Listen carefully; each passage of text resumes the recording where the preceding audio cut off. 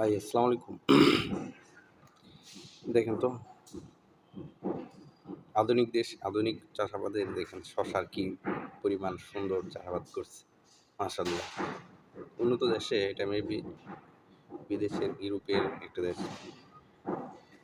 তারা কত উন্নত, তাদের জীবনযাত্রা কত উন্নত।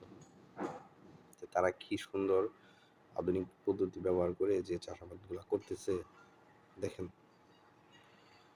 বিশাল কিছু। তো এখানে প্রায় 50,000 শশার চারা আছে। সবগুলা চারা তৈরি থেকে রোপণ সবগুলা করছে হচ্ছে আধুনিকভাবে, হাতের স্পর্শ ছাড়াই। হুম।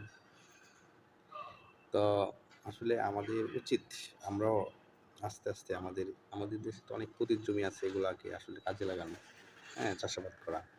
তো আমরা আমাদের সাধ্য অনুযায়ী সময় সুযোগ হলে আমরা সবসময় আধুনিক চাষাবাদের চিন্তা করব। হ্যাঁ, কারণ আধুনিক চাষাবাদ করলে কি হয়, আধুনিক চাষাবাদ হচ্ছে আমরা ওই যে আমরা যে ফসলের চাষাবাদ করবো ওইটা হবে না, অপচয় হবে কম, রোগ বালাই কম হবে, আমাদের প্রোডাকশনটা বেশি হবে। ধরেন আমরা যদি 10,000 শশা গাছে চালায়া 10,000 শশা গাছ লাগাই, যদি আমরা প্রতি মাসে বা প্রতিদিন 10,000 শশা পাই, তো আধুনিক চাষাবাদ কিন্তু এটা ডাবল হবে, 3 গুণ হবে। ধরেন 30,000 পাবে প্রতিদিন, এরকম বিষয়। আধুনিক চাষাবাদের রোগবালাই কম হয়, ফসলটা খুব ভালো পাওয়া যায়। হুম। তো সব মিলে আসলে আধুনিক তো আধুনিকই।